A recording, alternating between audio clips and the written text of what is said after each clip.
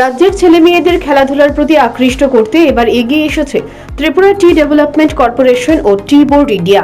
চায়ের জন্য দুধ এই লক্ষ্যকে সামনে রেখে সোমবার ত্রিপুরা টি ডেভেলপমেন্ট কর্পোরেশন ও টি বোর্ড ইন্ডিয়ার যৌথ উদ্যোগে পুরুষ ও মহিলাদের এক র্যালি অনুষ্ঠিত হয়েছে।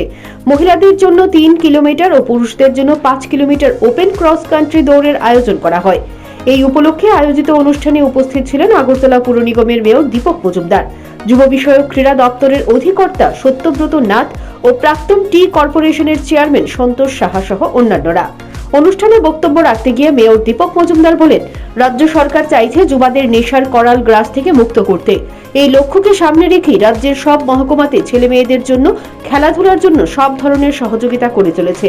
ত্রিপুরা টি ডেভেলপমেন্ট কর্পোরেশন ও টি বোর্ড ইন্ডিয়ার এই উদ্যোগকে স্বাগত জানিয়েছেন তিনি। তুলে ধরা, এটাকে আরো মানুষের কাছে পৌঁছে দেওয়ার পরিষেবা কিংবা চা শিল্পকে সমৃদ্ধ করা, প্রসার করা এবং জনগণের কাছে এটা আরো গ্রহণযোগ্য করা সর্বদিক থেকে প্রয়োজনীয়তা অনুভব করার জন্য কিন্তু রান ফর টি করা হয় প্রতি বছরই। সেই হিসেবে আজকেও অনুষ্ঠিত হয়েছে, অনেক প্রতিযোগীরা অংশগ্রহণ করেছেন। যারা বিজয়ী হয়েছেন এই আজকের এই 5 কিলোমিটার পুরুষদের এবং 3 কিলোমিটার মহিলাদের মধ্যে যে প্রতিযোগিতা যারা পুরস্কৃত হবেন তাদেরকে আগাম শুভেচ্ছা জানাই। তো আমি বলবো যে আমাদের রাজ্যে 2018 সালে বিজেপি সরকার আসার পর সমস্ত দপ্তর, সমস্ত বিভাগ, সমস্ত বিষয়ের উপর আমাদের সরকার গুরুত্ব দেয়। তার মধ্যে কিন্তু চা শিল্পকে বাঁচিয়ে তোলার ক্ষেত্রে কিন্তু আমাদের সরকার বিশেষভাবে কিছু বিশেষ উদ্যোগ গ্রহণ করেছে। ত্রিপুরা টি ডেভেলপমেন্ট কর্পোরেশনও বিভিন্ন কর্মসূচি গ্রহণ করেছে রাজ্য সরকারের পাশাপাশি।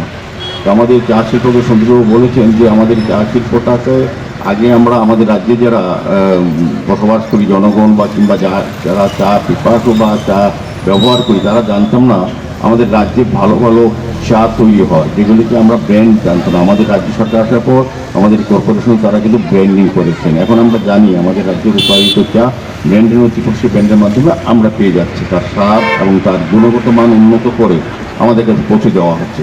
পাশাপাশি বাগানগুলিরও যে অবস্থা ছিল তার থেকে অনেকটা পরিবর্তন হয়েছে।